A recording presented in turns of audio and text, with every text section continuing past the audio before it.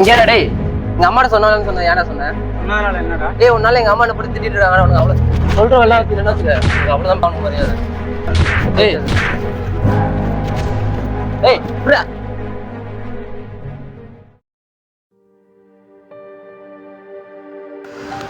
ஏசப்பா, அன்பு கூறுவேன் இன்னும் அதிகமாய், ஆராதிப்பேன் இன்னும் ஆறுமாய், அன்பு கூறுவேன். ரெனி, ரெனி,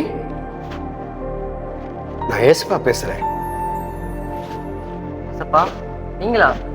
ஆமா ரெனி, நீ பொய் சொல்ற ரெனி. ஏசப்பா நான் என்ன ஏசப்பா பொய் சொன்னேன்?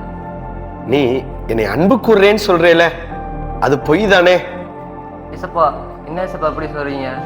நான் அதிகாலையில எனக்கு ஜெபம் பண்ணிடுறேன் ஏசப்பா. தினமும் நான் பைபிள் வாசிடுறேன் ஏசப்பா.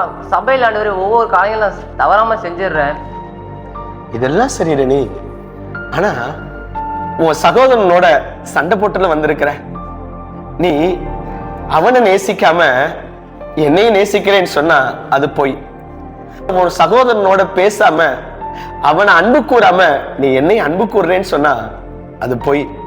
நீ என்னை அன்பு கூறல, நீ பொய் சொல்ற.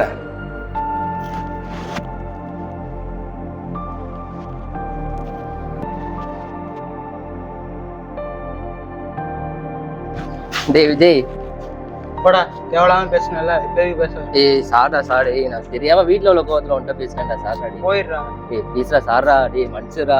பேசு. டேய் எனக்கு இருக்கிற ஃப்ரெண்டு ஒரு ஃப்ரெண்டு நீங்க தானே நல்ல முடியாதுடா. போடா, எவ்வளவு பேசணும். டேய் எனக்கு நீ மட்டும் தான்டா ஃப்ரெண்டு. டேய் சாரா, டேய் சார்.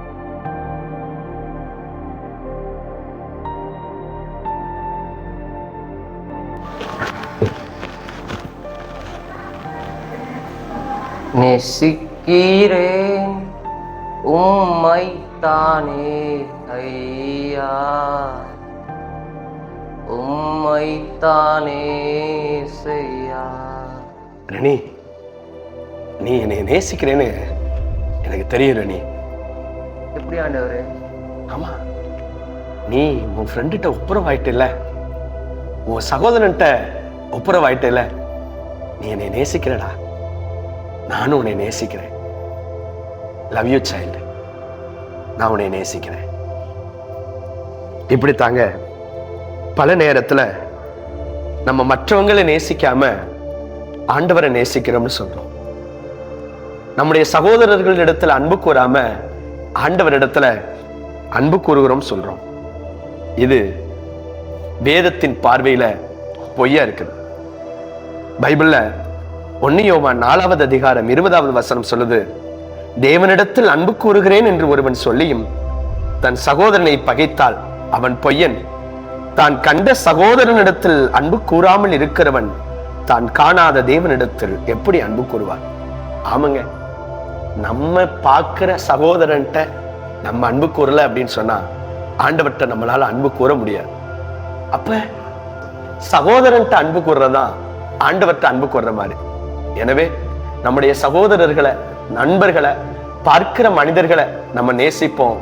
அதுதான் தெய்வத்தை உண்மையா நம்ம நேசிக்கிறதுக்கு ஒரு சிறந்த அடையாளம். அப்படி நாம் நேசிப்போம். ஆண்டவர் தரும் ஆசீர்வாதங்களை பெற்றுக்கொள்வோம். God bless you.